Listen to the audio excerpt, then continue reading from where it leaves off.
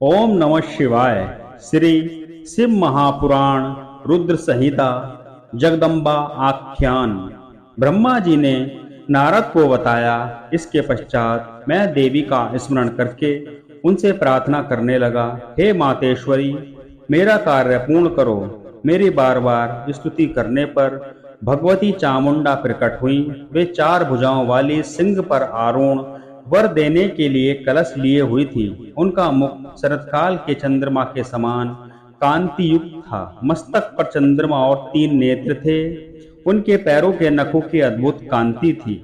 मैंने भगवती चामुंडा को प्रणाम किया और उनकी इस प्रकार स्तुति करने लगा, हे देवी, आप सनातनी शक्ति हो। आप संसार को मोहित करने वाली एवं त्रिलोकी की रचना तथा संहार करने वाली हो। तुम गणों से परे, योगियों से पूजित एवं उनके हृदय में वास करने वाली तथा योगियों के आह्वान पर प्रकट होने वाली हो। आपको मेरा प्रणाम है। जगदम्बा मुझसे बोली, आपने किस लिए मुझे स्मरण किया है, मुझे शीघ्र बताओ। मैंने उनसे कहा, हे सर्वज्ञ दात्री, मेरा यह मनोरथ मेरे मस्तिष्क से उस समय निकला था जब भोले शंकर रुद्र नाम से योगी बनकर कैलाश पर निवास करने लगे। वे समाधि लगाकर तपस्या में लीन थे। वे पत्नी विहीन होकर भी दूसरा विवाह करना नहीं चाहते थे। अतः किसी भी प्रकार उन्हें मोहित कीजिए। आप दक्ष प्रजापति की कन्या बनकर भोले शंकर की पत्नी बन जाइए।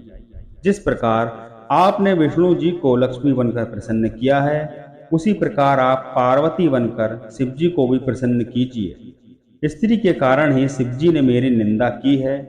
अब मैं देखना चाहता हूँ कि वे स्वयं ही स्त्री कैसे ग्रहण करेंगे। आपके अतिरिक्त उन्हें मोहित करने की शक्ति किसी अन्य में नहीं है। यह सुनकर भगवती जगदम्बा चिंतित होकर आश्चर्य व्यक्त करते हुए बोली, अरे विश्व सृष्टा ब्रह्मा, तुम अज्ञानी की तरह यह कार्य किस लिए कर रहे हो? उन निर्विकार शंकर को मोहने में मुझे क्या लाभ होगा? मैं तो हमेशा उनकी वर्षवर्तिनी और दासी हूँ। उन्होंने भक्तों के लिए ही रुद्र रूप धारण किया है। वे तो माया के स्वामी हैं। फिर देवी ने मन में सोचा कि यदि इन्हें वर प्रदान नहीं करती हूँ तो देव मार्ग भ्रष्ट हो जाएगा, और यह सोचकर उन्होंने शिवजी का स्मरण किया। शिवजी से आज्ञा पाकर उन्होंने कहा, तुम्हारा कहना सत्य है कि उन्हें मोहित करने वाला कोई नहीं है, परंतु शिवजी की आज्ञा से तुम्हारा मनोरथ पूर्ण करने के लिए मैं दक्ष की कन्या के रूप में प्रकट होंगी। इतना कहकर भगवती जगदम्बिका अंतर्ध्यान हो गईं। दक्ष द्वारा देवी की आराधना।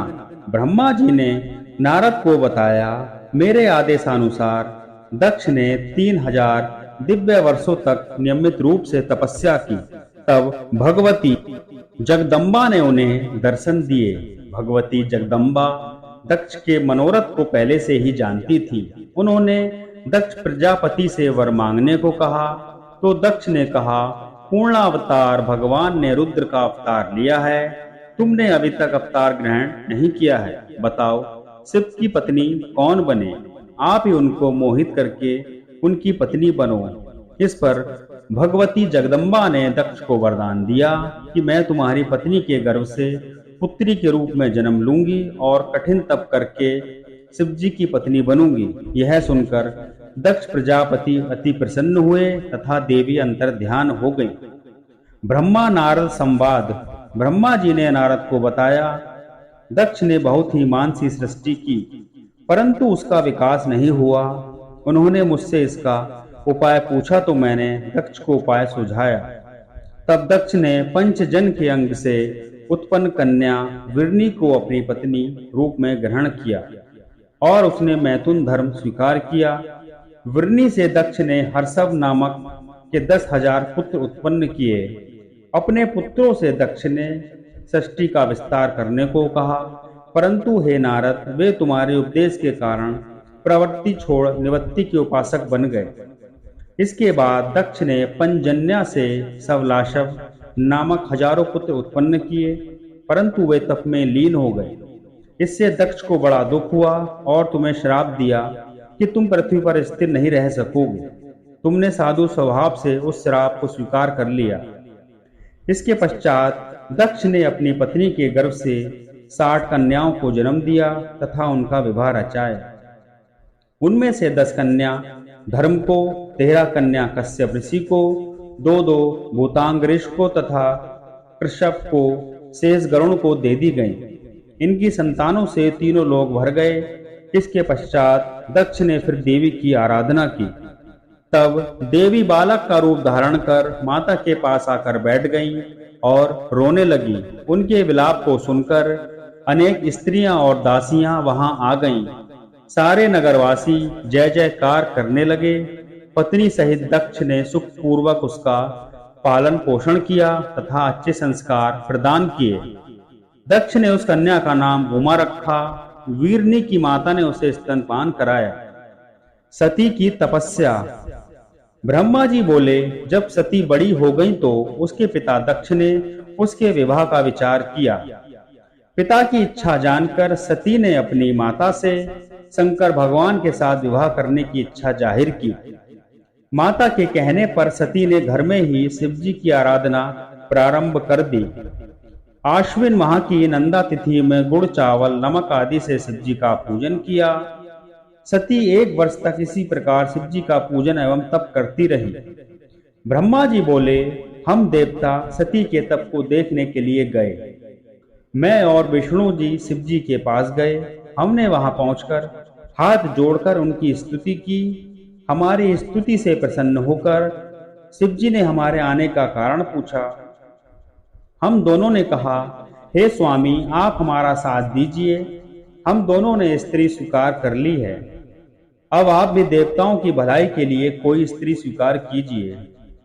शंकर जी बोले, हे ब्रह्मा जी, हे विष्णु जी, मुझ अवधूत को स्त्री की क्या आवश्यकता है? मुझे यह बात उचित नहीं लगती, क्योंकि मैं तपस्वी और संसार से विरक्त हूँ। मुझे तो योग में ही आनंद मिलता है। आप लोगों के हट से तथा भक्तों पर अनुग्रह की इच्छा से मैं विवाह कर भी लूं तो आप उस काम रूपणी योगिनी को तैयार कीजिए जो मेरे तेज को सहन कर सके।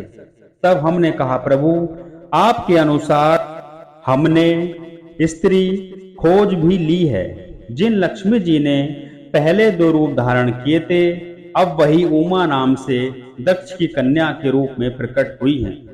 वे आपको प्राप्त करने के लिए आपके घर पर ही तपस्या कर रही हैं। आप उन्हें वरदान दीजिए और उनके ऊपर कृपा कीजिए।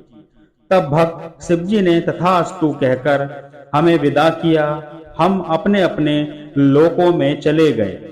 तो दोस्तों, ये थी श्री शिव महापुराण की कथा, जिसको सावन में सुनने से भगवान शंकर की हमेशा कृपा बरसती है। अगर आपको आज की वीडियो अच्छी लगी है तो वीडियो को लाइक करें, और अगर आपने हमारा चैनल अभी तक सब्सक्राइब नहीं किया है तो चैनल को सब्सक्राइब करें। साथ ही नोटिफिकेशन की बेल आइकन को प्रेस करें, जिससे आपको हमारी आगे आने वाली भक्ति की वीडियो, रामचरितमानस की वीडियो, शिव पुराण की वीडियो, कथा की वीडियो की अपडेट मिल सके। चलिए दोस्तों, मिलते हैं आपसे अगली वीडियो में। आपका दिन शुभ हो। ओम नमः शिवाय।